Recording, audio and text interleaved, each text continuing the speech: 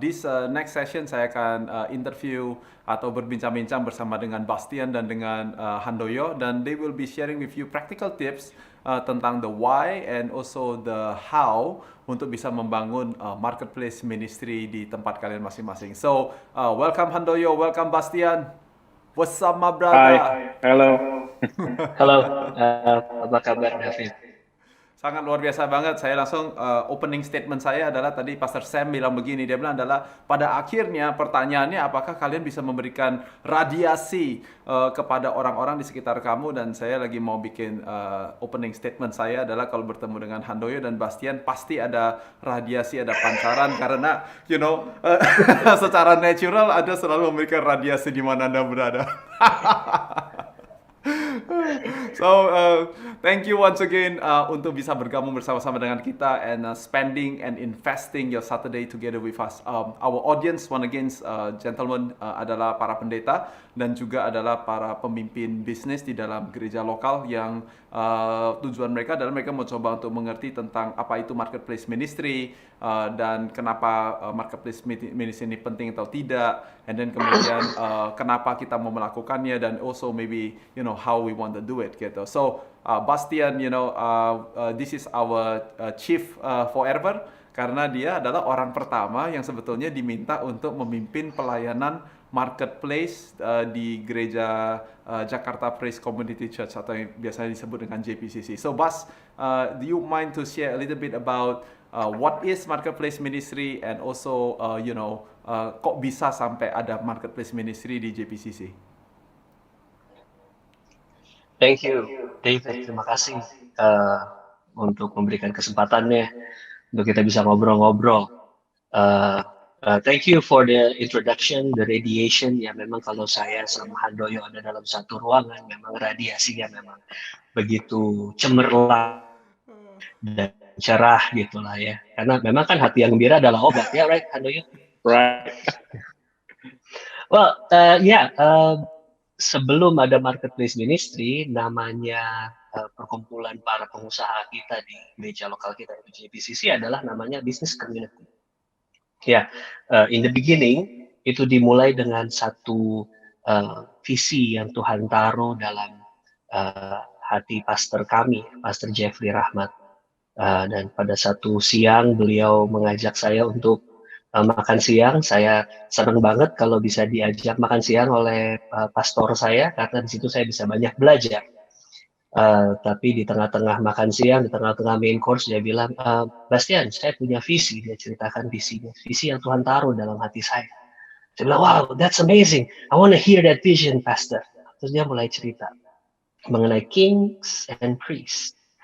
And I was so excited. I was like, that's awesome. Itu keren banget, Pastor. Tuhan taruh visi itu bagus banget. Iya.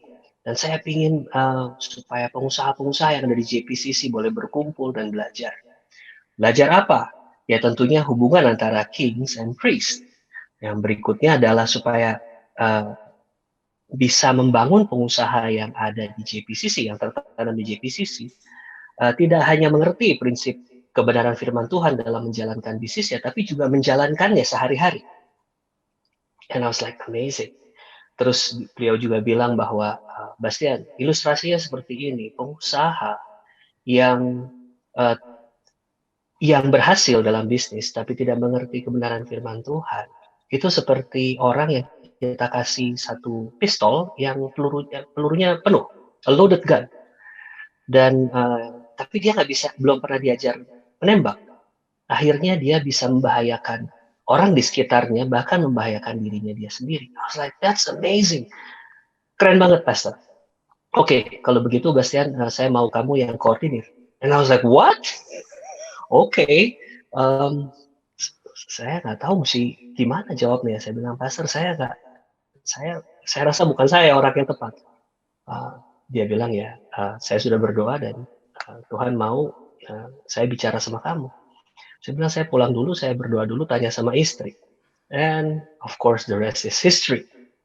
In the process seru banget. Nah itulah awalnya business community itu ada, dimulai dari sebuah visi yang Tuhan taruh dalam hati pendeta kami atau pastor kami. Alright, so untuk Bapak Ibu pendeta yang mendengarkan tipsnya kayak begini, nomor satu saya catat. Yang pertama adalah ajak dia makan siang. Nah itu yang pertama ya. Kemudian belajarnya apa? Opening statementnya adalah tentang kings and priests. Dan kemudian apa yang sedang kita mau capai melalui pelayanan itu, yang pertama adalah belajar kebenaran firman Tuhan dalam konteks bisnis. Yang kedua adalah belajar dan mengerti berhasil dan mengerti firman Tuhan. Jadi bukan hanya berhasil tapi nggak ngerti firman Tuhan, atau ngerti firman Tuhan tapi tidak berhasil. Tapi kata Dan yaitu adalah berhasil dan mengerti firman Tuhan.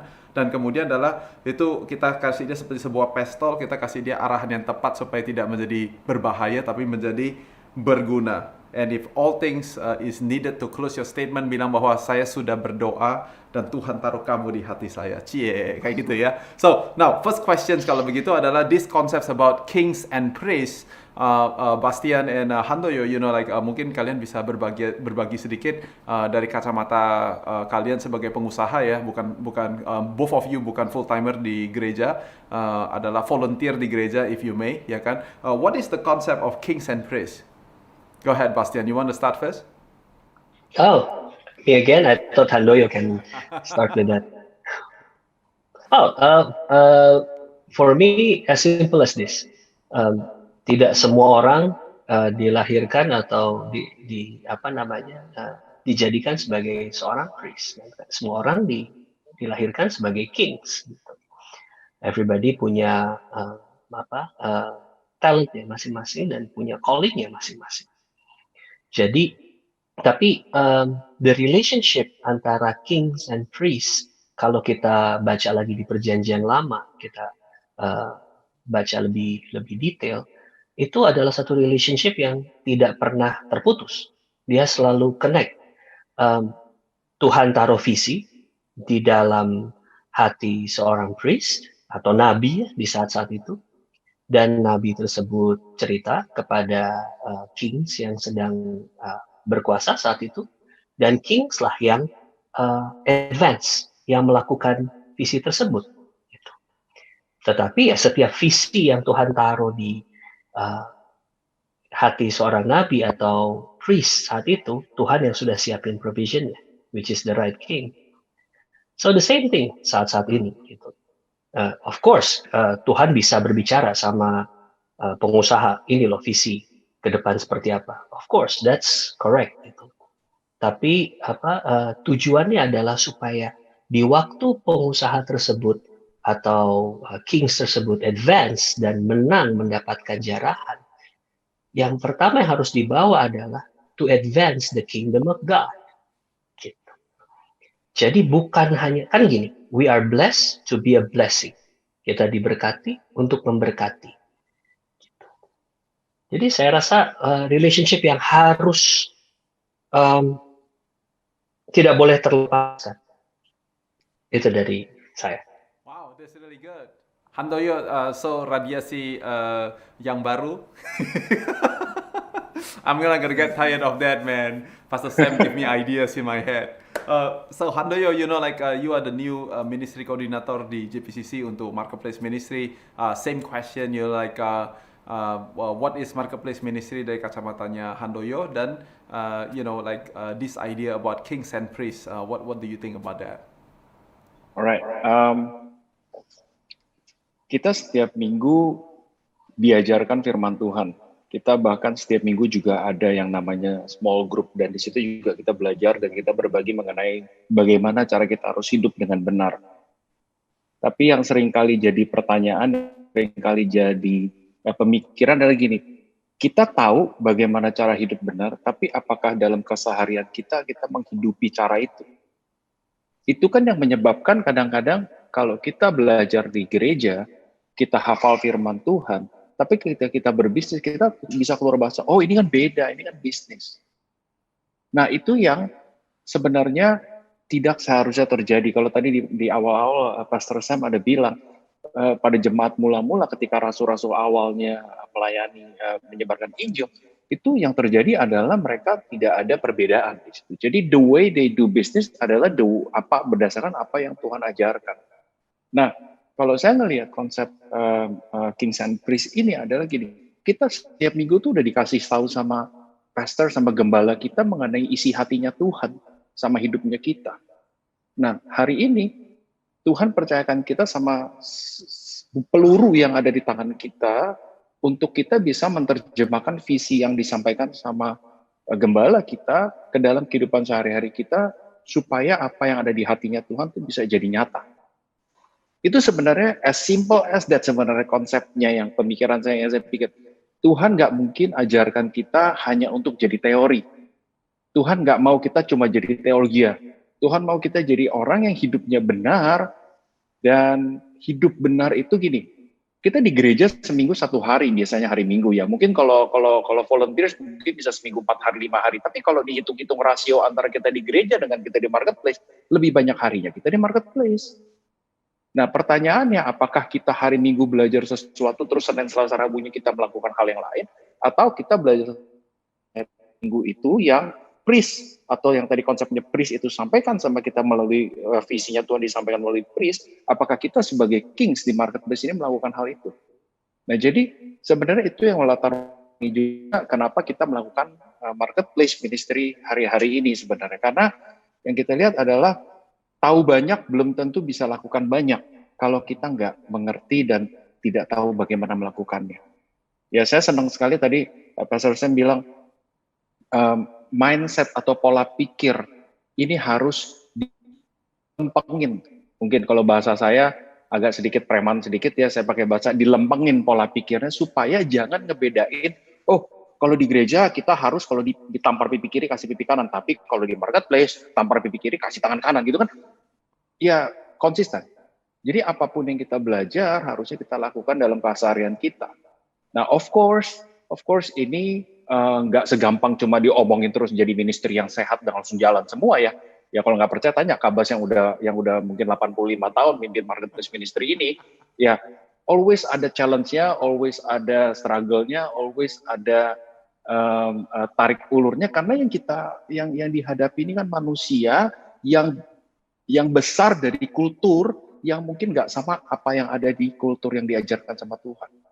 Sehingga ini as simple as this. Cara kita memandang uang menurut biblical version berbeda sama cara culture kita memandang uang. Cara kita memandang arti kesuksesan sama cara Alkitab bilang mengenai kesuksesan sama cara kita memandang kesuksesan hari-hari ini aja udah bisa jadi beda. Nah, makanya kenapa ini akan selalu jadi tension dan peranan kita di sini adalah bagaimana kita menyelaraskan itu supaya jangan jadi dikotomi. Nah, itu sih sebenarnya kalau menurut saya the foundation kenapa ada marketplace ministry di gereja kami gitu. Ya, biasanya kalau di antara pengusaha Kristen yang agak nakal gitu, bang, begini Handoyo, katanya gini, kalau kamu tampar pipi kiri saya kan kasih pipi kanan saya.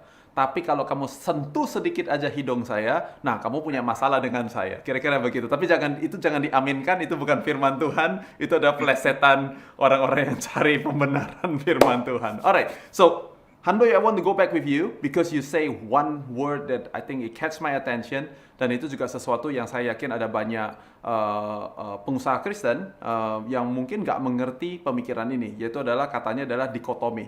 Actually, Pastor Sam juga tadi ada ngomong sedikit, tapi just a little bit. So I just want you to talk a little bit more about this concept of dikotomi. Nomor satu adalah apa itu dikotomi? Apakah itu yang seharusnya dilakukan oleh kita orang Kristen atau justru jangan dilakukan? Dan dilakukan atau tidak dilakukan, alasannya kenapa? Go ahead, Handoyo. Mungkin kalau saya boleh pakai bahasa yang sehari-hari lah ya. Jangan punya dua hidup. Maksudnya jangan kalau hari Minggu tuh hidupnya begini, kalau hari biasa tuh hidupnya berbeda. Sebenarnya ketika kita bilang kita ini ada, sebenarnya marketplace is not a ministry in the church. Marketplace is actually a church. Jadi kalau kita pelajarin, kalau kita lihat lagi isinya di gereja itu kan sebenarnya kita yang ada di marketplace ini. Selama kita masih aktif melakukan usaha di tadi yang tadi Pak Pastor Sam juga bilang ya 7 mountains, ada orang yang pakai istilah 7 pilar of a social, semua ada di situ sebenarnya dan itu ada di gereja. Jadi kalau kita bicara marketplace in the whole secara satu keutuhan itu adalah sebenarnya seluruh orang yang ada di gereja itu sebenarnya ada di marketplace, boleh dibilang, kecuali mungkin yang masih kecil atau orang yang sudah retired ya. Tapi kita adanya di marketplace, kita hidupnya di marketplace. Murid Yesus itu nggak ada ahli agama. Murid Yesus itu semuanya pengusaha awalnya. Ada tukang ikan, ada yang tukang tenda, ada yang tukang pajak, ada tukang palak gitu kan. Semuanya itu murid Yesus awalnya dari marketplace datangnya. Yesus ngelakuin mujizat itu semuanya di marketplace. Hampir semua mujizat Yesus dilakukan di marketplace. Yesus nyembuhin orang yang di marketplace, di pasar. Kalau kita lihat-lihat, permujizat pertama Yesus ya juga di marketplace, di pesta pernikahannya orang. Di Alkitab tuh jarang banget cerita, wah Yesus datang ke gereja terus jadi mujizat. Enggak, mujizatnya bukan di gereja, mujizatnya di marketplace. So kalau kita mau ngelihat the true Christianity itu sebenarnya ada di marketplace. Nah, yang harusnya tidak terjadi adalah kita belajar Alkitab secara mendalam, kita belajar firman Tuhan secara mendalam, tapi ketika kita melakukan keseharian kita di marketplace, kita bilang, itu kan di gereja, ini kan bisnis, kamu nggak bisa gini, ini Indonesia loh, Indonesia ini bisnisnya penuh trik. Kamu mesti ngerti bahasanya orang Indonesia tuh kalau doing bisnis harus A, B, C, D, E. Menurut saya ini yang seharusnya nggak terjadi. Jadi kalau ditanya, bisa nggak melakukan bisnis di Indonesia, tapi benar? Menurut saya bisa. Tapi kalau kita benar-benar mau menghidupi itu. Nah, of course kembali lagi gini, tapi kalau saya lakukan benar, saya nggak bisa sekaya dia, atau saya nggak bisa sukses dia. Nah, kembali lagi yang tadi saya bilang, definisi kita terhadap sukses apa? Kalau kita punya definisi yang salah dalam arti sukses, makanya apa yang kita lakukan bisa jadi akan jadi susah menghidupi apa yang Alkitab bilang mengenai cara kita hidup. Jadinya kita hidupnya apa? Compromise. Nah, itu yang seharusnya tidak terjadi. We live in we grow, kita bertumbuh di gereja dengan harapan pertumbuhan mengeluarkan buah. Tapi kan buahnya harusnya dimakannya di marketplace. Orang-orang yang menikmati buahnya itu adalah orang yang di marketplace. Buat apa tumbuh di gereja, buahnya dimakan di gereja? Lama-lama orang gereja overweight, makan buahnya kebanyakan. Yang ada jadi overloaded of blessing gitu, yang cuma di gereja. Tapi kan yang harusnya terjadi buahnya itu dinikmati di marketplace. Nah, kalau saya melihat sacred and secular dikotomi, kalau saya pakai bahasa yang mungkin agak sedikit berbeda, sebenarnya as simple as that. Apa yang kita lakukan konsisten nggak sama apa yang kita pahami dan kita amini di gereja setiap hari Minggu gitu. Kira-kira gitu sih deh. Ya mungkin David dan Kak Bas juga mungkin bisa kasih informasi atau penjelasan yang lebih detail lagi mungkin. Wow, so Bas, here's the question for you, Bas. Soalnya begini, Bas, I think that untuk pengusaha Kristen yang normal, kalau Pak Pendetanya ngajak dia makan siang, bilang mau cerita tentang king and priest, tentang semuanya kayak begini-begini, kita bilang amin, amin, amin. Begitu kita bilang begini, Bas, lu jadi ministry koordinatornya ya. Mungkin langsung yang pertama reaksinya adalah bukan saya pulang berdoa tanya istri saya dulu. Tapi mungkin yang pertama adalah si pengusaha langsung berpikir begini, am I worthy to become a marketplace ministry coordinator? Karena gua ini juga pengusaha tadi jadi yang Handoyo tadi bilang itu semuanya amin, yes, luar biasa, yes. Tapi it's one thing to know, it's another thing to implement, tapi it's another thing to say that I am going to be the pembawa bendera dan bilang adalah ayo ikut saya orang marketplace gitu. So pertanyaan saya untuk Bastian adalah lebih kayak bagaimana caranya Bastian melihat hal itu and perjalanannya bagaimana, because you've been a ministry coordinator untuk marketplace for how long ya? I don't know, like more than a decade I assume. Yeah, more than that. Yeah, more than 10 years. Yeah. So maybe share with us, karena I'm sure di sini mungkin ada Bapak Ibu pendeta yang lagi mau approaching dia punya pengusaha, and mungkin ada beberapa di sini pengusaha yang mungkin hatinya sudah ada, Bas. Tapi to get across that barrier and say that okay, I want gak apa-apa, izinkan saya untuk take the opportunity untuk memimpin pelayanan itu.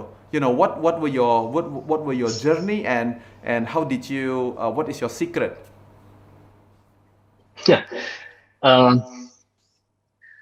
Secret. There's no secret actually. There's no secret at all. I think menurut saya proses. Jadi betul bahwa kita mendapatkan semua pengajaran yang kita dapatkan hari Minggu. Sebenarnya di dalam hati kita juga kita pingin hari Senin di waktu kita mulai masuk ke kantor, kita berapi-api, kita mau mengimplementasikan apa yang kita belajar. Tapi tentunya kembali lagi reality bites. Gitu. Di hari Senin mulai datanglah semua urusan-urusan dan semua masalah-masalah, dan satu hal yang saya belajar bahwa masalah itu datang, dia nggak sendiri, dia biasanya datang sama teman-temannya. Dan tentunya kita mulai apa? Kita ada pilihan, kita compromise lagi deh, gitu. Atau kita mau pegang teguh. Gitu. Nah kembali lagi, ya ini satu proses yang harus kita jalanin hari lepas hari. Dan tentunya kita tidak akan pernah bisa melakukan proses itu tanpa pertolongan Roh Kudus yang terus kita undang dan kita enhance dia untuk berbicara sama kita. Karena untuk berkompromi itu mudah banget.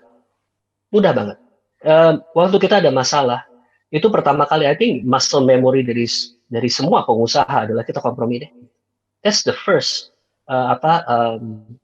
option yang keluar dari kepala kita. Tapi kalau kita minta terus sama Roh Kudus untuk pimpin kita, untuk berbicara sama kita, jalan keluar itu ada. Jalan keluar yang sometimes gini, diam saja itu adalah jalan keluar. Diam saja itu bisa membuat kita keluar dari masalah tanpa kita harus bereaksi. So, waktu saya diminta pertama kali, saya juga, itu pergumulan yang buat saya gini, karena saya nggak tahu mesti mulai dari mana. Di satu sisi, saya sebelum ada di gereja lokal saya di Jakarta, di JPCC, saya ada di satu gereja di negeri Belanda. Di waktu saya masih bersekolah dan sambil bekerja bersama keluarga. Di situ saya juga melayani. Saya melayani apa aja. Dari mulai pasang kursi, dari mulai terima tamu, sampai akhirnya karena saya suka setir, jadi saya bilang sama pendeta saya bilang, saya setirin deh kemana pendeta mau pergi, untuk dia jadi pendeta tamu, saya setirin deh, karena saya suka sekali driving, terutama di luar negeri, karena jalan highway and all that. Dan saya suka banget, dan saya antar dia kemana saya pergi. Nggak cuma antar, saya bawa tasnya, saya tenteng tasnya, karena dia biasanya kalau habis beres dia harus do something sama hostnya, saya tentengin, I serve God gitu. Dan saya lakukan itu karena saya ngerasa saya berkelimpahan. Saya bilang, Tuhan pakai saya mau pakai dijadiin apa aja saya mau. Jadi waktu Pastor Jeffrey atau Pastor saya minta saya untuk koordinat pengusaha-pengusaha yang ada di gereja, saya saat itu saya bilang, Tuhan, kan saya bilang saya mau melayani apa aja, tapi Tuhan yang ini susah banget gitu. Susah. Pertama, saya ini siapa? Who am I? Nah, tapi terus ada suara yang mengingatkan saya, kamu anak saya, you are my son, and you can do it. How? Gitu. Akhirnya ya mulai dengan apa yang ada di tangan. Jadi kalau buat teman-teman yang sekarang lagi bergumul atau yang pendetanya sudah minta, ayo coba koordinir pengusaha yang ada di gereja kita. Kalau dibilang secretnya, mulai dengan apa yang ada di tangan. Nah, saat itu kita punya di gereja kami itu ada satu kelas namanya COB, Community of Believers. Dan untuk ikut kelas COB itu cukup sulit pendaftarannya dan memang penuh, dan waktunya juga time consuming gitu. Jadi banyak pengusaha yang kepingin ikut tapi nggak ada waktunya. Nah, saya pikir ya ini is a good start gitu loh. Jadi saat itu kita bikin fast track classes, COB classes, di mana dimulai dengan I believe saat itu less than 15 or less than 10 yang mau ikut. Up until sampai akhirnya grow sampai ke angka 400 pengusaha sekali event gitu. Jadi memang mulainya apa ya? Secretnya pertama, if I can sum up,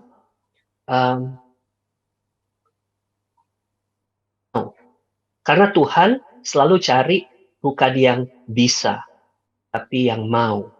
Jadi mau nggak? Harus mau. Gitu. Willing. God look for the willing.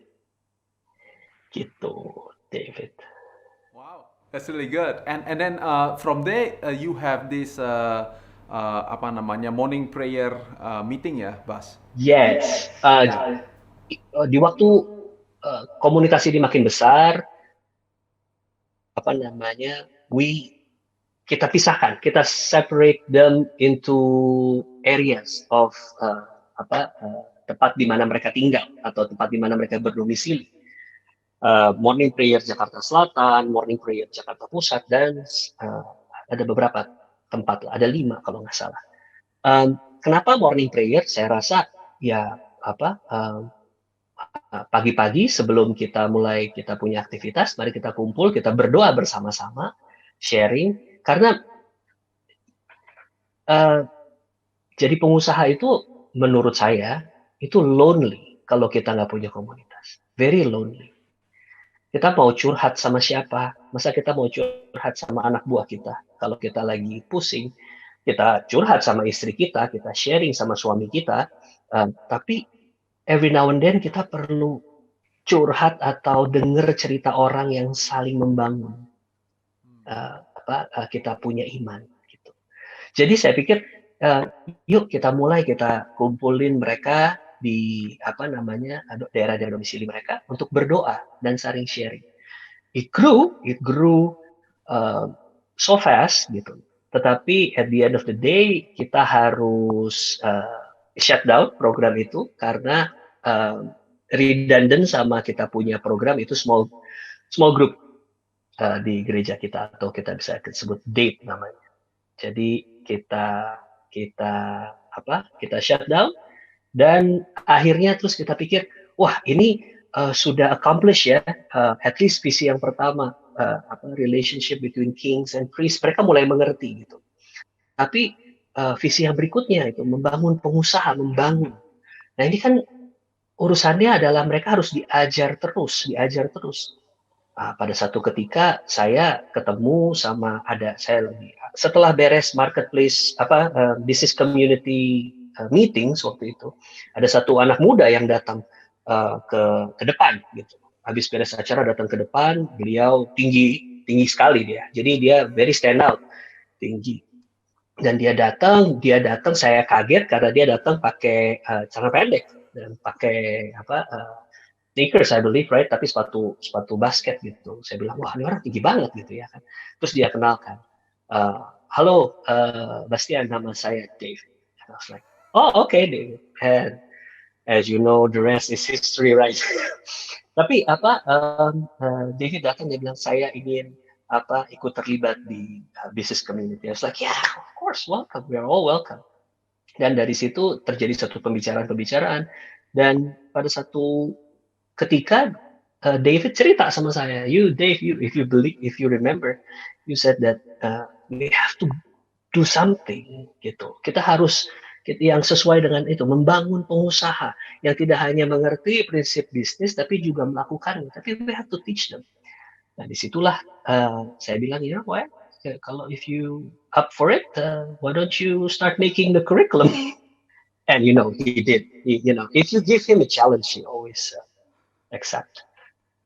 Yeah, it was amazing. Business community saat itu memiliki satu tim yang dibuat oleh David. Di dalamnya I believe ada Dennis, ada Handoyo juga, and creating its own curriculum. And the curriculum it's somehow up until now is being used. The why is always the question, right? The why, and it blessed a lot of entrepreneur yang ada di JPCC. For that, thank you, Dave. You initiated. Yeah, so actually at the time saya pakai sandal jepit, bukan pakai sepatu basket. Baru selesai main basket, seperti sekarang nih kayak breaking news gitu, LA Lakers baru menang 2-0, win by 12 points against Miami Heat. Udah, acaranya enabler David, bukan acara basket.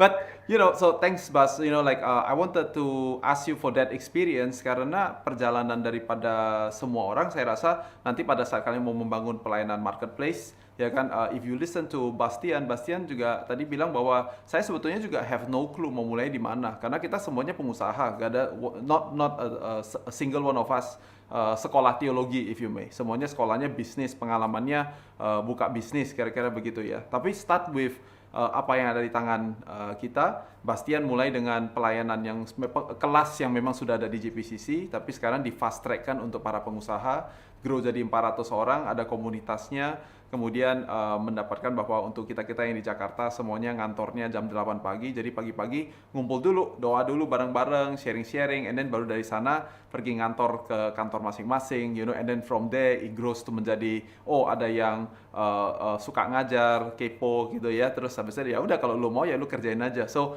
it was organic, it wasn't something yang dari pertama kali mulai langsung semuanya kita.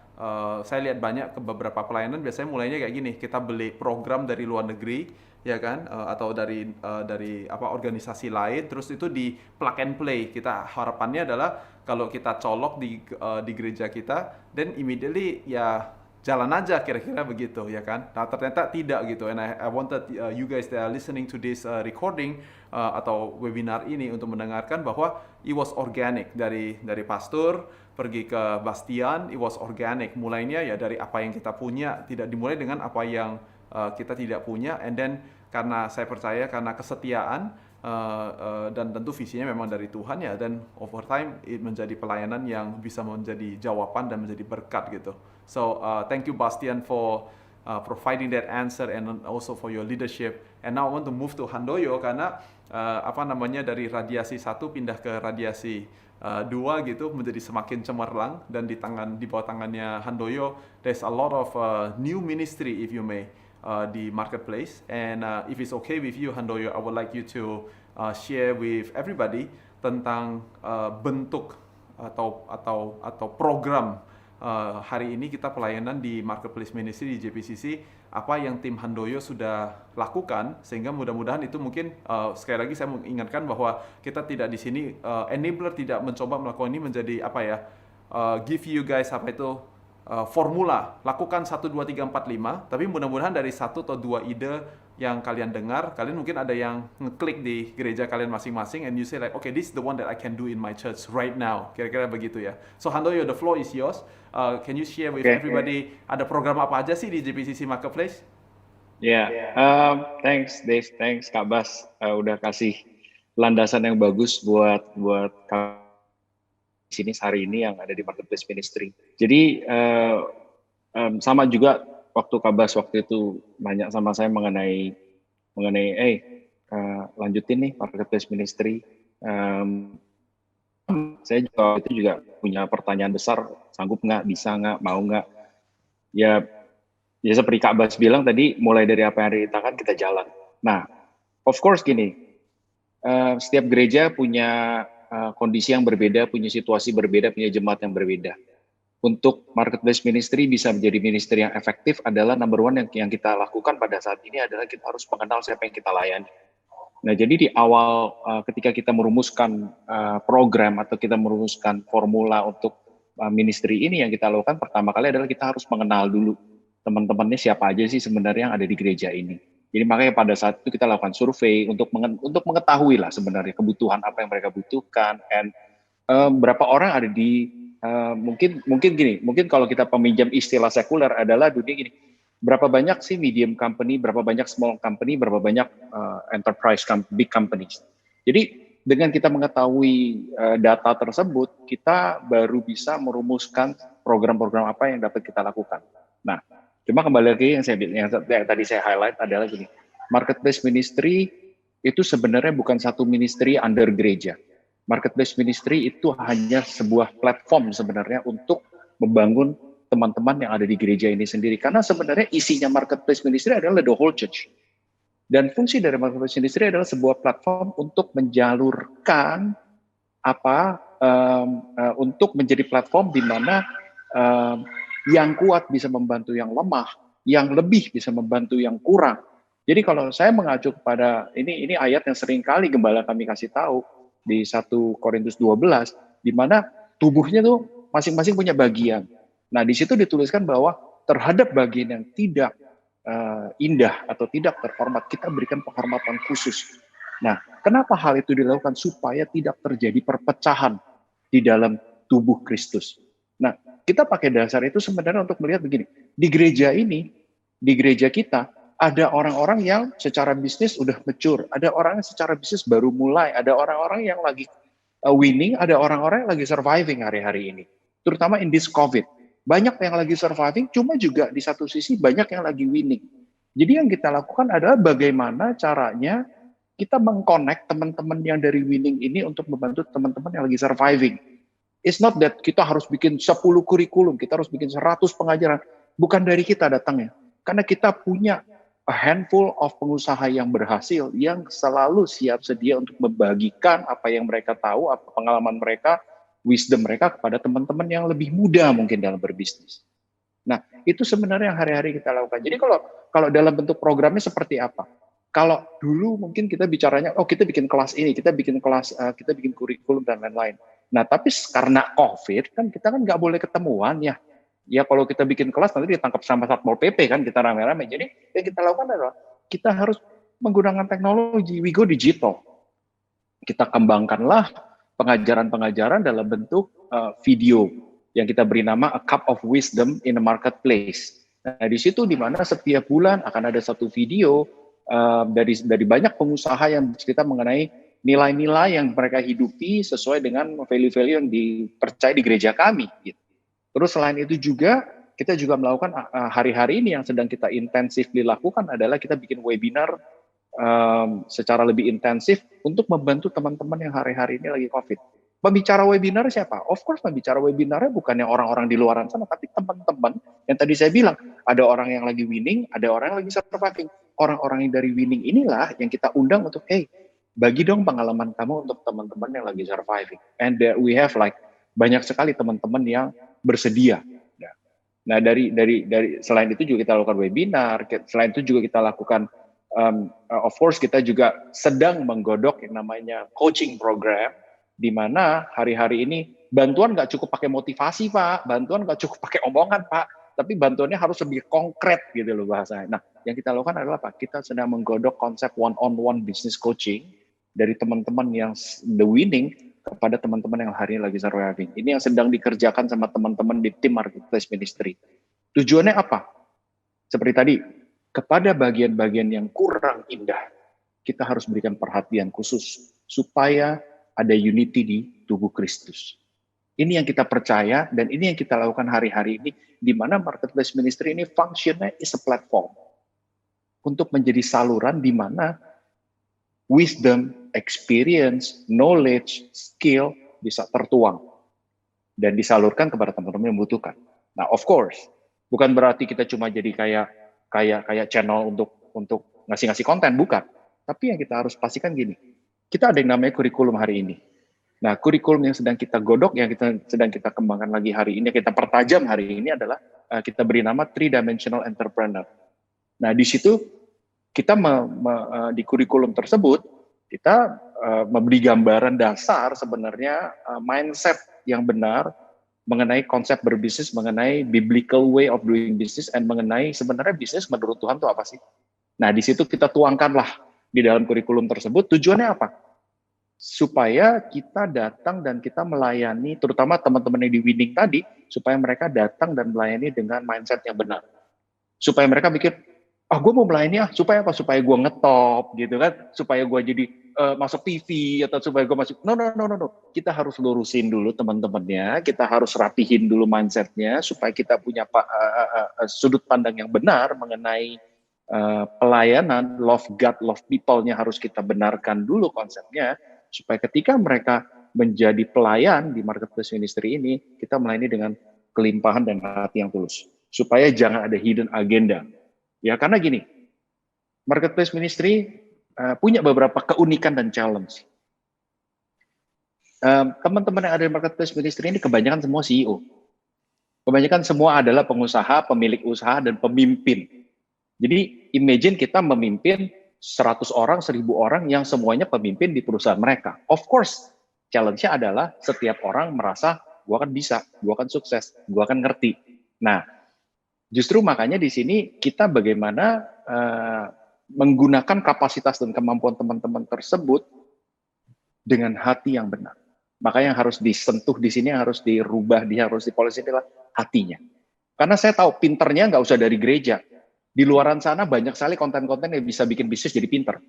Ya di luaran sana di YouTube banyak banget cara cepat menjadi sukses, cara cepat menjadi ini itu banyak sekali konten di luaran.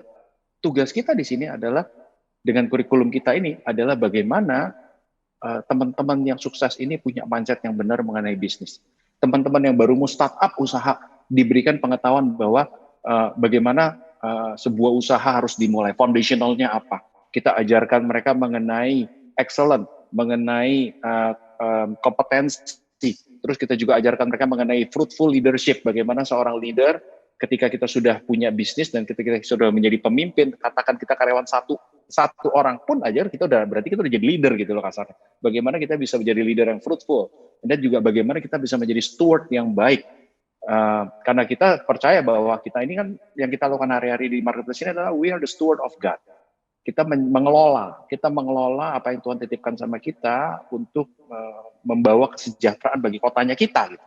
Kalau kembali kepada tadi yang sesi sebelumnya kita bicarakan. Nah, jadi hari-hari ini yang kita bikin adalah beberapa format. Ada video pengajaran, ada video yang sifatnya lebih webinar, which sifatnya seperti panel talk seperti ini. Ada juga kita buka coaching, yang sedang kita develop hari-hari ini juga adalah marketplace bisnis katalog. Yang sedang kita develop hari ini digital business catalog. Kita sudah mengeluarkan marketplace business catalog dalam format PDF. Nah, tapi karena banyaknya permintaan dari pebisnis JPCC, by the way yang PDF version itu pun hampir 1000 submission. Dan teman-teman tim yang mengerjakan itu tuh lumayan waktu itu, sampai lumayan jereng-jereng juga berapa hari untuk ngedit satu-satu semua 1000 konten, bayangkan yang harus mereka edit. Nah, makanya hari ini yang kita supaya pelayanan ini bisa jadi scale up, kita lakukan dalam bentuk digital, yang hari ini sedang disiapkan oleh tim IT-nya dari teman-teman, sedang menyiapkan digital business catalog di mana teman-teman dapat mendaftarkan, masukin bisnis mereka di sini, ya of course untuk date member di gereja, untuk anggota gereja kami, supaya kita bisa saling support, bisa saling berbagi, bisa saling membantu, bisa saling bertanya, dan saling tercipta komunitas di sana. Nah, of course, kembali lagi yang tadi saya bilang, semua itu dilandasi oleh kurikulum dan cara pikir yang sehat dulu, supaya pelayanannya benar-benar bisa jadi, buahnya bisa jadi baik. Ya kira-kira, programnya kira-kira begitu, Dave? Alright, that's really awesome. Like tadi Pastor Sam juga cerita sedikit tentang anggur yang baru mesti masuk di kantong yang baru. Apakah berarti kantong yang lama tidak berguna? Bukan tidak berguna, tapi untuk bisa kita mencapai sesuatu yang baru, kita juga mesti sediakan kantong yang baru. So I want you guys to see dari Bastian dipindah di kepemimpinan di bawah Handoyo, ada kantong-kantong baru yang diciptakan oleh Handoyo. Pada saat waktu Bastian mulai, itu adalah kantong yang relevan dan kantong yang harus dilakukan, karena betul-betul mulai dari startup, mulai dari zero, dari member nomor 1 all the way sampai member nomor 400 gitu. Tapi kalau di tempatnya Handoyo sekarang jumlahnya tambah besar, anak mudanya yang datang semakin banyak, mereka lebih banyak menggunakan teknologi, gak disuruh ikut Zoom webinar kayak begini, tanya gimana caranya? Mereka gak nanya gimana caranya, buat mereka adalah tiap hari gue sudah pakai Zoom Fit, kira-kira begitu ya. Jadi it's a new wine that is coming, dan karena itu juga punya yang baru gitu. So thank you for sharing that. Saya mau menggarisbawahi satu juga tadi adalah Handoyo bilang bahwa kita tidak terlalu banyak. Jadi kadang-kadang di gereja kalau kalian berpikir bahwa kita kan nggak kompetensi kita bukan ngajarin tentang gimana caranya melakukan penjualan atau marketing gitu ya. Nah, what you're listening to Handoyo bilang begini, kalau mau taruh cara jualan, anyway di luaran sana udah cukup banyak kelas-kelas yang bisa diikutin. Tapi apakah kita mengajar mereka tentang fundamental, tentang mereka bagaimana menjadi excellent, menjadi pemimpin yang berbuah, yang tadi Handoyo udah sebutkan. Jadi we have to be able to do sesuatu yang di luar gak dibicarakan. Dan kalau kita tidak lakukan apa-apa di gereja kita, maka kita punya pengusaha-pengusaha yang mungkin sukses, tapi seperti yang tadi Handoyo ucapkan di depan, Bastian kasih tahu adalah terjadi dikotomi karena ada perbedaan value. Kalau saya masuk ke gedung gereja, shalom, apa kabar, Tapi kalau sampai di kantor saya like, oi lu, oi. Jadi udah gak ada shalom lagi tiba-tiba kayak begitu ya. Nah, jadi kita perlu memperlengkapi para pengusaha kita. So that is really, really good. Pertanyaannya di sini adalah, oke, Handoyo, Bastian, katanya kan begini nih, yang kuat cover yang lemah, yang lagi berkekurangan kita, yang berkelebihan kita mau mendukung mereka. Teorinya cantik gitu ya, tapi dalam pengalaman benerannya apa yang Bastian lakukan untuk bisa reach out kepada mereka-mereka yang sudah winning gitu loh. Kan dia udah winning gitu kan, dia mungkin dia merasa kan biasa gitu ya, lagi susah, wah pergi ke persekutuan doa, pergi ke pokoknya segala macam persekutuan that is available hadir semuanya gitu ya, karena kenapa lagi hidup lagi susah dan lagi belum sibuk. Tapi biasanya yang winning konsekuensinya adalah dia lagi sibuk, dia gak punya waktu, ya kan, dan dia juga tidak punya hati untuk mau quote unquote mau melayani.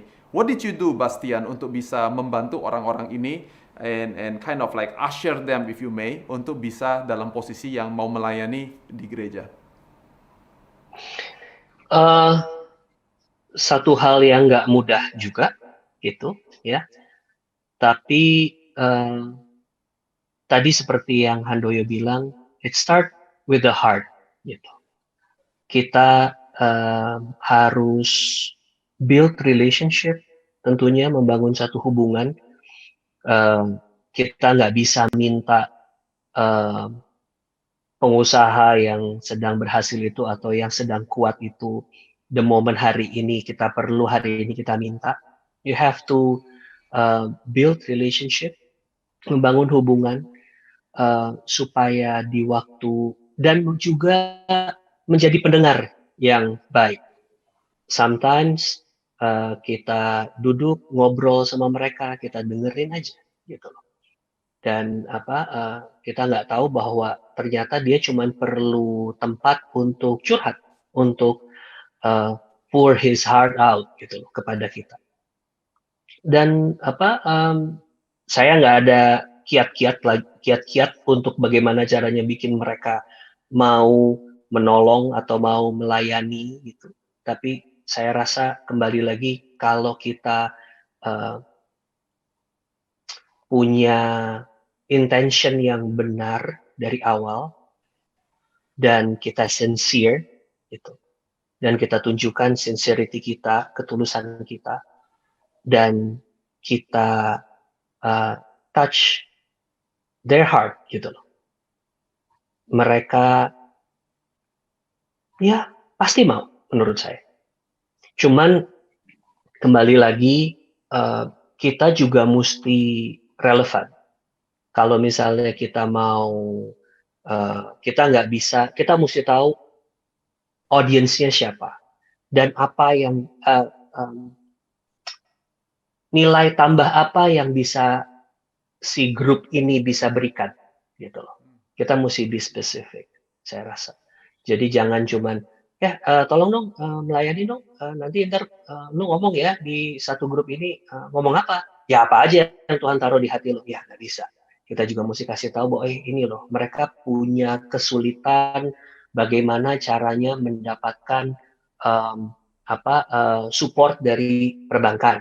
Nah, bukankah bro atau sis pernah mengalami hal yang sama? Dan waktu itu cerita dan Tuhan tolong. Maybe ceritain itu deh. Bagaimana cara-caranya. Waktu itu bro pernah mengalami satu tantangan dengan pengurusan izin misalnya.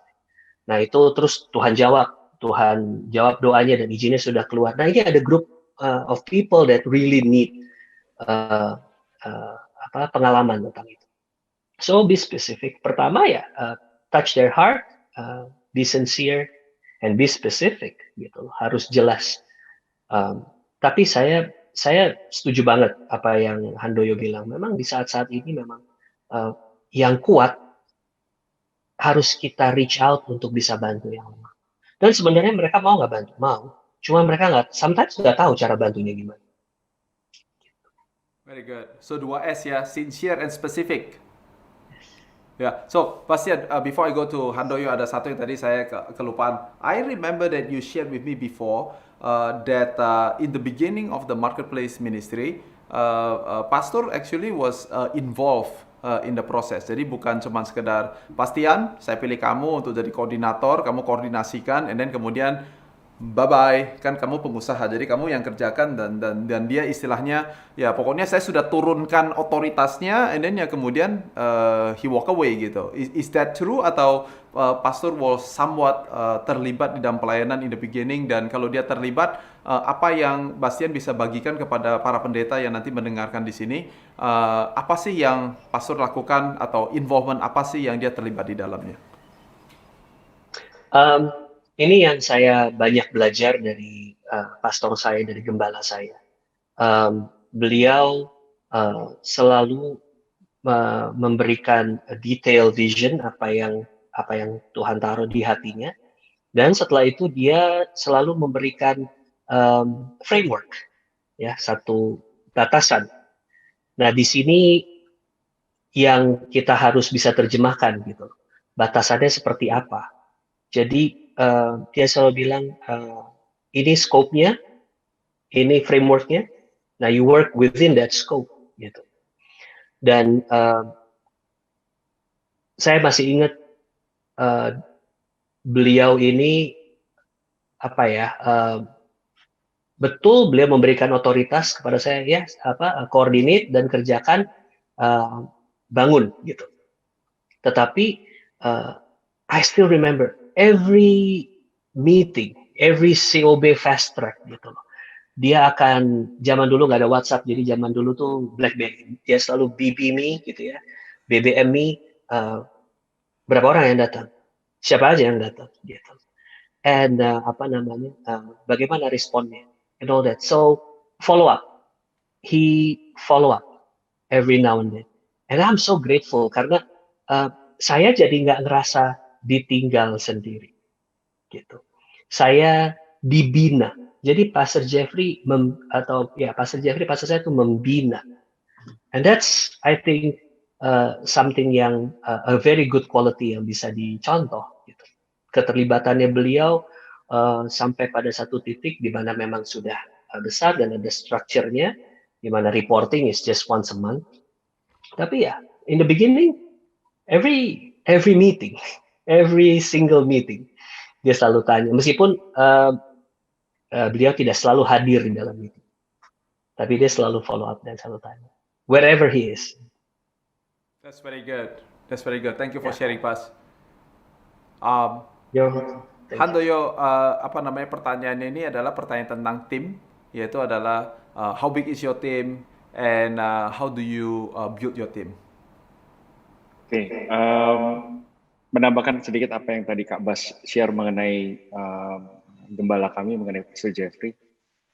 Hari ini dengan ukuran gereja yang sudah semakin besar dan jemaat semakin banyak pun, dengan struktur yang semakin rumit dan semakin besar pun, amazingly, gembala kami masih check on us, karena masih mau tahu dan masih memberikan arahan buat kami. Karena saya percaya bahwa marketplace ini, Pastor Jeffrey punya hati yang sangat besar untuk marketplace, dan makanya dia banyak sekali kasih kita masukan dan arahan, and we are very grateful until today, bahkan sekalipun. Nah, bicara mengenai tim, hari ini di marketplace ministry di JPCC hari ini, originally kita ada 3 tim. Of course, yang pertama tim kurikulum atau tim konten, yang fungsinya adalah menajamkan konten and curate konten and menciptakan kurikulum untuk pengajaran dan untuk memproduksi video-video pengajaran maupun webinar-webinar yang kami adakan. Di tim kedua adalah kami beri nama tim people atau community. Nah, tim people atau community ini adalah tim yang hari-hari ini sedang fokus mempersiapkan coaching program, di mana coaching program ini menghubungkan yang tadi saya cerita, winners dengan survivors, dan coaching programs ini yang sedang dikelola oleh tim people atau community. Selain itu juga tim people dan community ini adalah tim yang sedang set up digital marketplace, digital business catalog. Nah, ini yang hari-hari ini juga lagi di-setup oleh tim people. Nah, karena fungsinya sama sebenarnya, menjadi platform menghubungkan sesama pebisnis di gereja kami. Of course, kita ada tim ketiga di sini, namanya tim proses. Tim proses ini di sini juga merupakan tim production. Nah, jadi di dalam tuh kalau misalnya kita lagi ada acara, ada event, tim ini yang paling sibuk. Siapin persiapannya, siapin technicality-nya, siapin desainnya, siapin make sure zoom-nya nggak putus-putus, make sure bajunya udah rapi, make sure sisirannya udah rapi, untung saya nggak ada yang harus disisir, ya jadi lebih gampang. Terus ini adalah tim yang involved in the details. Jadi tim ini adalah tim excellent-nya kami, tim yang sangat menjaga aturan mainnya kami di sini. Nah, sekarang ini yang sedang kami siapkan, yang sedang kami lakukan adalah tim keempat yang namanya tim collaboration. Karena of course sejalan dengan perkembangan struktur gereja, tentunya banyak ministry lain yang sebenarnya punya keterlibatan juga dengan marketplace ministry. Nah, makanya tim ini adalah tim yang nantinya yang saat ini ya sudah berjalan yang saat ini mengatur kolaborasi antara marketplace mungkin dengan women's ministry, marketplace dengan men's ministry, marketplace dengan small group ministry, supaya ada kesinambungan. Jangan nanti yang ini bikin ini, yang ini bikin ini, bikin ini, jadi saking banyaknya lomba-lomba bikin program gitu kan. Nah, jadi yang kami lakukan di marketplace ini hari-hari ini adalah kita mengkoordinasi apa yang bisa kita support untuk other ministry dan apa yang kita butuhkan support dari other ministry untuk kita. Nah, makanya kenapa kita ada tim keempat yang namanya collaboration. Nah, hari ini kita bergerak dengan 4 tim ini, jumlah volunteers-nya juga tidak terlalu banyak. We try to keep it, karena gini, volunteers di marketplace ministry, kalau kita bicara sekarang, siapa sih yang ada di marketplace ministry? Sebenarnya volunteers marketplace ministry adalah seluruh jemaat, karena sebenarnya pelayanan ini kan adanya di marketplace.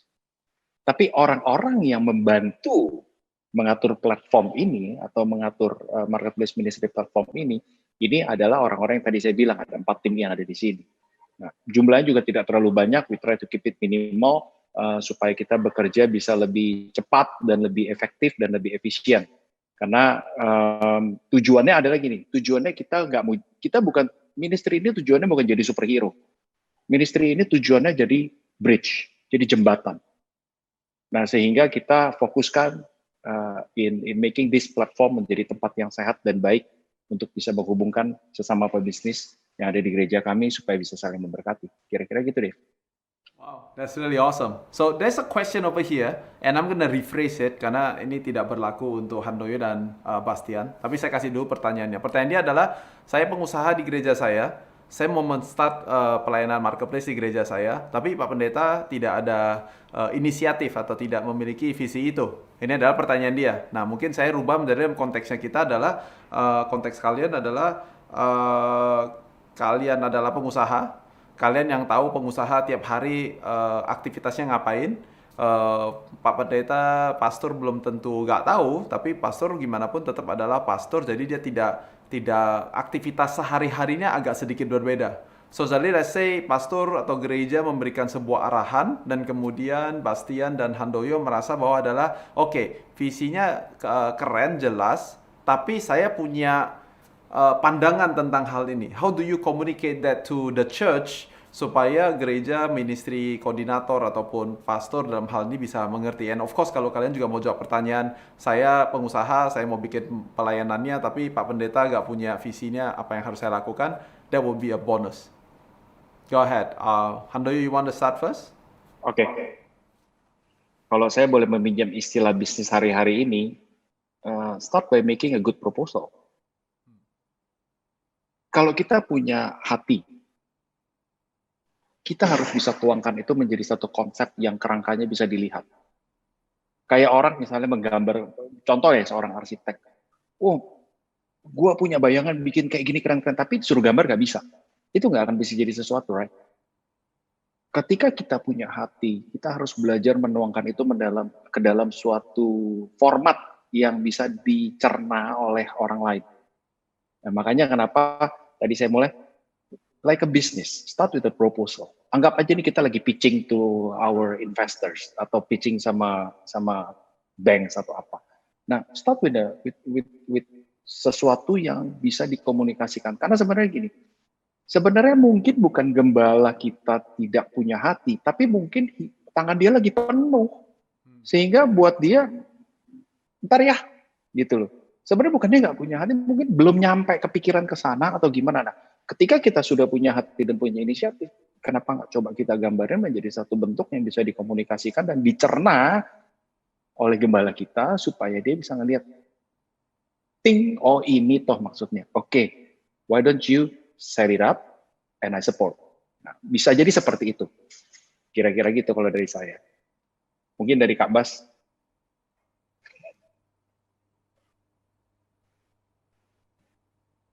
Masih mute, Bas.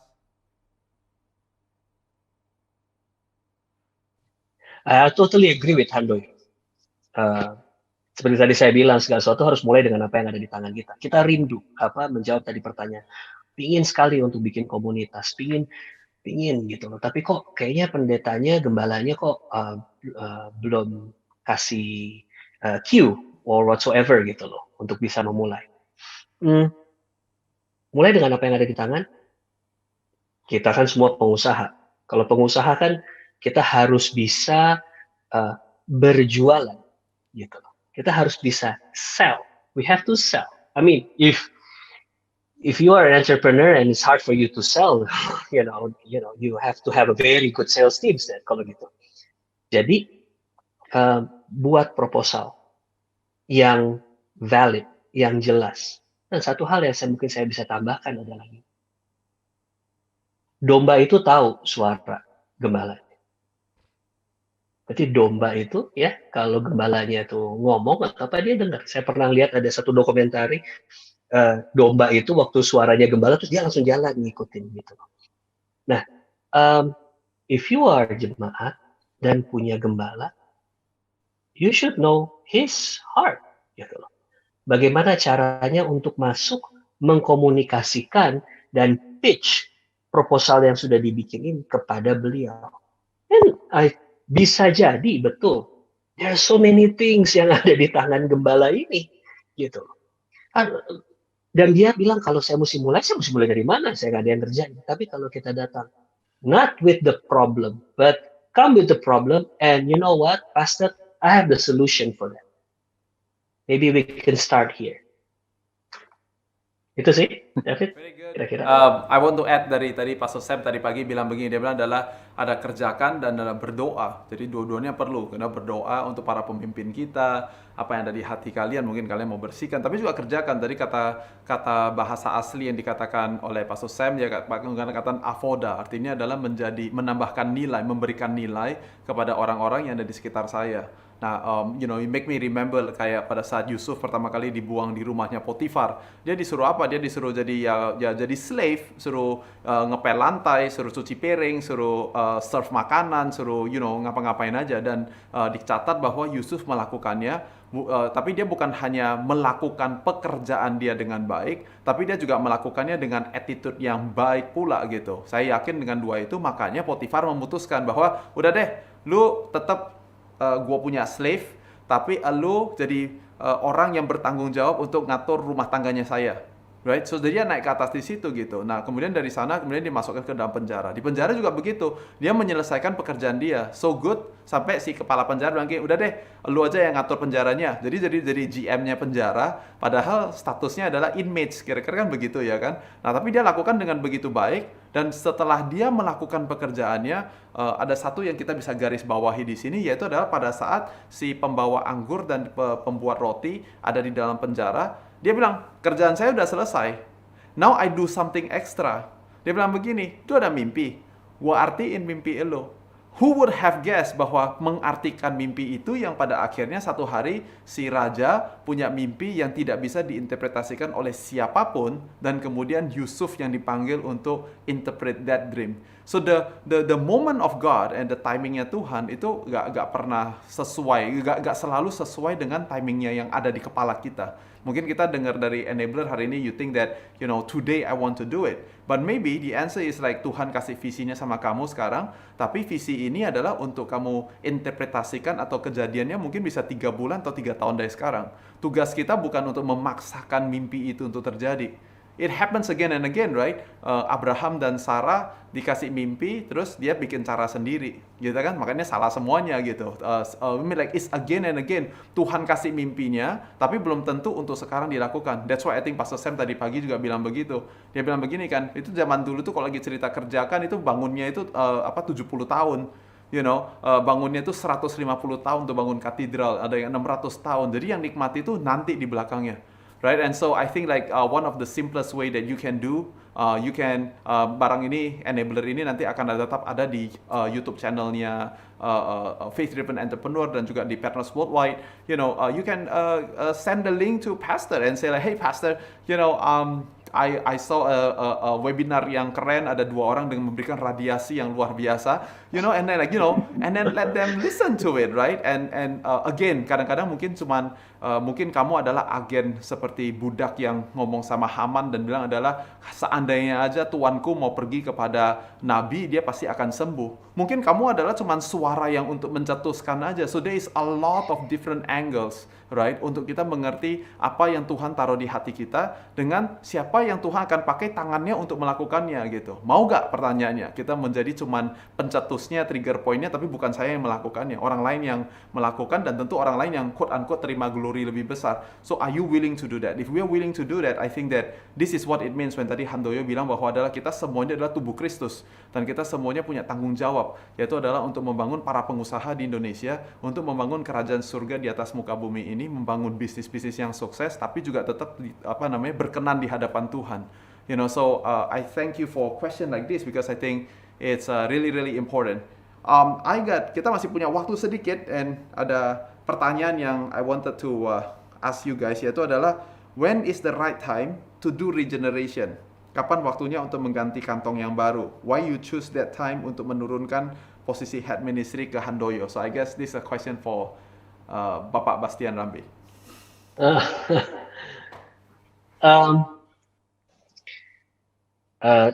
Saya percaya bahwa seorang leader yang baik, ya, dan dia bisa lead a successful organization itu apabila dia bisa pass on atau bisa empower other leaders gitu. Dan ini saya belajar pun di gereja lokal saya gitu. Jadi ini dimulai dari tahun mungkin 2015 saya rasa. Satu makan siang juga dimulai dengan kembali lagi dengan satu makan siang dan kita ngobrol-ngobrol saya dengan pastor saya dan saya bilang bahwa mungkin sudah waktunya bahwa ada regenerasi karena memang everything has its own seasons.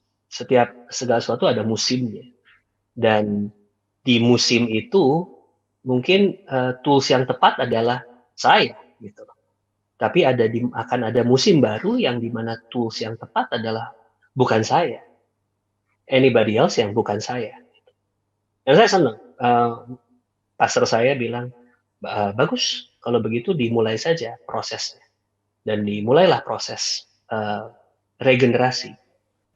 Jadi kapan mesti dimulai proses regenerasi itu? Kan even Tuhan Yesus bilang, perhatikanlah musim di sekitarmu. Pay attention, see, and observe.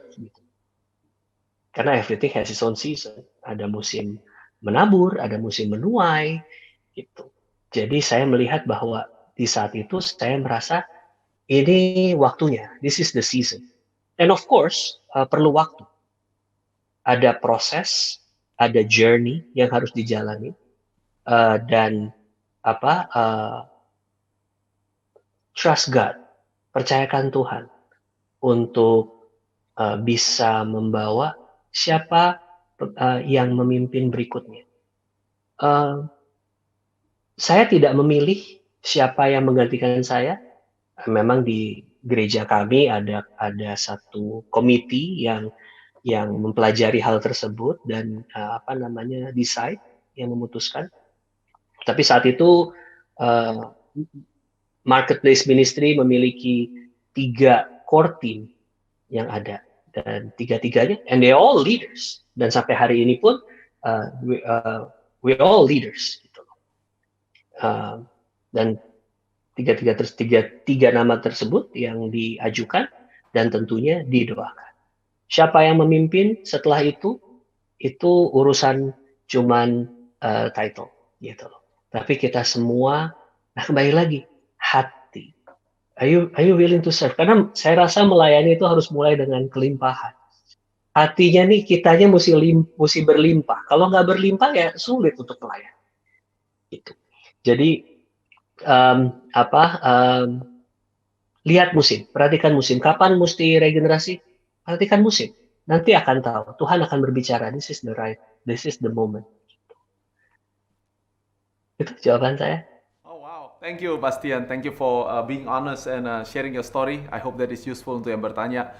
So I want to step out dari pelayanan marketplace ministry sebentar, and kalian berdua adalah pengusaha yang sukses pula. Punya istri, punya anak-anak. Untuk Bastian musimnya ada anak yang satu udah mulai kuliah, jadi udah ada yang distance. Untuk Handoyo anaknya semuanya masih kecil-kecil, tapi anaknya banyak gitu loh. Gitu. But you guys are successful business people, right? And I'm sure that antara menjalankan tanggung jawab saya sebagai CEO dari perusahaan saya bersama dengan menjadi aktif di dalam pelayanan gereja yang kalau mudah-mudahan teman-temannya mendengar setuju bahwa pelayanannya itu it's simple but it is not easy, right? It's not just like pokoknya gue muncul sebulan sekali pasti selesai. It's like setiap hari atau mungkin setiap minggu ada aja yang mau dikerjakan. Apalagi sekarang ini untuk Handoyo lagi di dalam masa transisi atau masa persiapan untuk membangun new normal yang baru dalam bisnisnya kita sendiri. Kemudian kita sekarang membantu untuk membangun new normal untuk beberapa ribu pengusaha di gereja kayak begitu. Itu kan pasti ada challenges-nya. So I want to use the rest of the time for each one of you, for you to share what is your challenge and how do you overcome that challenge, and pesan apa yang kalian mau sampaikan, baik satu kepada para pendeta atau yang kedua adalah kepada para pengusaha. So maybe I start with Handoyo terlebih dahulu, and then kemudian diselesaikan oleh Bastian. Oke, kalau jujur dari dalam hati, of course saya juga masih manusia ya. Of course kita pasti punya fear lah, kita punya ketakutan. Jadi ketika COVID ini datang, ketika diminta untuk memimpin ministry ini, of course pasti ada fear, ada intimidasi atau ada gangguan lah yang mencoba mengganggu gitu. Nah tapi saya selalu, saya bersyukur berada di bawah leadership Kak Bas yang selalu leading by example menurut saya, and juga di bawah leadership dari pastor-pastor kami yang leading by example, bahwa mereka selalu bilang bahwa Tuhan tidak pernah memilih orang yang salah, dan ketika Tuhan telah menentukan pilihan, Tuhan akan menyediakan apa yang kita butuhkan untuk kita bisa menyanggupi atau menjalani apa yang Tuhan percayakan. At this season, of course, lagi COVID ya, awal-awal mulai COVID, ada galau-galaunya nih, gimana nih worry mengenai bisnis. But you know what? There are things yang beyond my capacity. Dan disitulah Roh Kudus bekerja. Dan disitulah kuasa Tuhan bekerja. Tuhan kirimkan orang-orang yang tepat untuk saya bisa menjalani bisnis dan menjalani ministry ini, dan juga bisa menjadi kepala keluarga untuk keluarga saya. Of course jugglingnya banyak banget. Ya, beberapa hari lalu sempat ngobrol sama Kak Bas, nanya gimana, saya bilang, ya juggling with the new heavy ball, saya bilang ceritanya kan, biasa juggle sama 5 bola, sekarang tiba-tiba ada bola ke-6 dan bolanya berat lagi gitu kan. Nah, of course butuh waktu adaptasi untuk biasa juggling with new things, but you know what, God's grace by the grace of God, Tuhan kirimkan orang-orang yang tepat.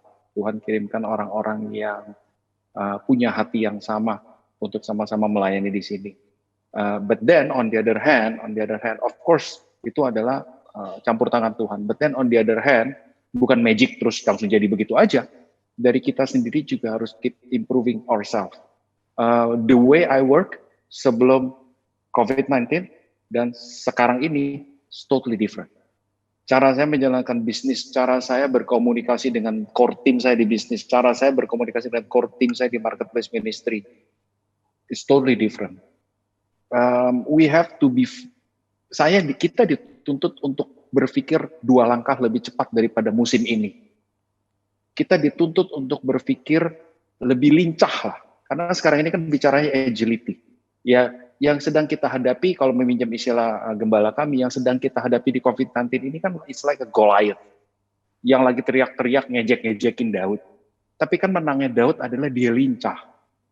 Dia lincah, kenapa dia lincah? Karena dia dulu sering berlatih. Sebelum ketemu Goliath, dia lawannya beruang, dia lawannya singa. Dia berlatih. Jadi ini datang dari habit masa lalu kita. Kebiasaan-kebiasaan yang dibangun ketika saya menjalankan bisnis, itulah yang secara nggak langsung hari ini yang mempersiapkan saya untuk saya bisa menghadapi season ini. Dalam bisnis kita didapati saat ini dalam keadaan sangat baik, di dalam pelayanan juga kita walaupun beradaptasi, tapi kalau dibilang kita dalam keadaan yang cukup baik hari ini, keluarga dan istri dan anak juga sangat baik. Saya percaya itu datangnya dari pertolongan Tuhan dan datangnya dari disiplin masa lalu yang kita pupuk. Itu sama seperti ceritanya Daud ketika mengembalakan kambing domba bapaknya, itu adalah disiplin yang dia lakukan sehingga pada saat Goliath datang dia bisa menang dan jadi lawan yang sepadan sama Goliath dan bisa kalahin Goliath. Nah sama, kesibukan hari-hari ini seperti Goliath buat saya. Saya nggak mungkin bisa datang dan hadapin Goliath kalau saya nggak bentuk disiplin saya yang dulu. Nah, jadi dimulai dari apa yang kita lakukan dulu-dulu, of course harus constantly building our relationship with God. Baca firman udah pasti, berdoa, and then kita juga belajar, alokasikan waktu untuk belajar, bergaul, punya komunitas yang baik, bergaul. Hati-hati dengan pergaulan ya guys. Hati-hati dengan pergaulan juga, bergaul, punya komunitas yang sehat. Ya saya bersyukur di sini punya teman David, punya teman Kak Bas yang seperti mentornya saya. Jadi kalau sableng-sableng dikit, ngeliatin mereka disadarkan lagi gitu, jadi nggak sableng lagi gitu. Jadi ya itu penting buat saya. Jadi hal-hal kecil, disiplin-disiplin masa lalu yang kita lakukan, itu yang membuat kita hari ini siap menjalani apa yang Tuhan percayakan sama kita. Kalau dari saya, kira-kira itu aja sih. Mantap. Mungkin dari Kak. Bas? Okay. Yang I totally agree, Handoyo sekarang di season yang very challenging. Sebenarnya ini tidak direncanakan sebelumnya karena tahun lalu kan everything seems so okay, everything's good. 2020 akan jadi satu tahun yang sangat menyenangkan, tahun yang challenging. Ternyata adalah pandemi COVID-19 ini. Tapi memang Tuhan memang sudah mempersiapkan Handoyo sedemikian rupa. And I'm really proud of you and grateful for you, Handoyo, for that. Kalau dari saya untuk menambahkan aja, pertama, mari kita cari sumber yang tepat di mana kita bisa tap in, gitu. Tap into the right source, gitu loh. Saya punya satu sumber tepat di mana saya tap into that source. Saya get as much as I can from that source. Belajar, melihat, memperhatikan, dan juga melakukan apa yang saya belajar. Yang berikutnya adalah kelilingi diri kita dengan orang-orang yang tepat. Kita belajar dari Yesus. Yesus dia keliling, dia mencari murid-muridnya. Dia datangin satu-satu. Nah, kita tahu bahwa dia ketemu and always one-on-one. Satu persatu. Build relationship sama your core team. Gitu. supaya di mana di waktu kita dikelilingi dengan orang-orang yang tepat. And by the way, ada berhasilnya, ada gagalnya. Karena di waktu kita sudah build relationship, ternyata relationship tersebut gagal. And learn from that failure and do better in the next cycle of relationship.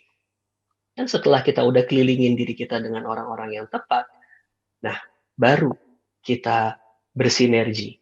Kita melakukan apa yang cast your vision, cast the vision that you receive from your pastor or from God, and then cast that vision to your core team. Kita selalu bilang bahwa kita punya core team. Gitu. Dan berdoa supaya benih yang tertabur itu, yang sudah ditabur, dia Tuhan tumbuhkan dan Tuhan berikan buah-buah yang manis. Itu sih dari saya. That's how pengalaman saya dalam memimpin business community for the past 12-13 years. Well, thank you so much, Bastian, for your sharing. And also, we want to celebrate your faithfulness. Selama lebih daripada 10 tahun melayani di JPCC Marketplace Ministry, you have raised a lot of leaders. You have become examples. Biasanya di JPCC banyak yang panggil bro sebagai the chief kayak begitu, and rightfully so because you have given so much of your life to benefit other people. Jadi yang tadi kita bilang bekerja dan berdoa, like you already do it, dan di dalam komunitas gereja lokal. So, thank you Bastian untuk pelayanannya. Juga terima kasih untuk waktunya hari ini sharing sama kita. I also want to say thank you to Handoyo for your faithfulness to pick up the challenge to lead all of us untuk bisa melayani di JPCC Marketplace Ministry. Waktu kita habis, waktunya untuk makan siang ceritanya. But I want to say one more time, thank you to you both. I know that everybody is blessed by your sharing and by the information that you already berikan kepada semua orang. So thank you once again, and we get back to Keisha.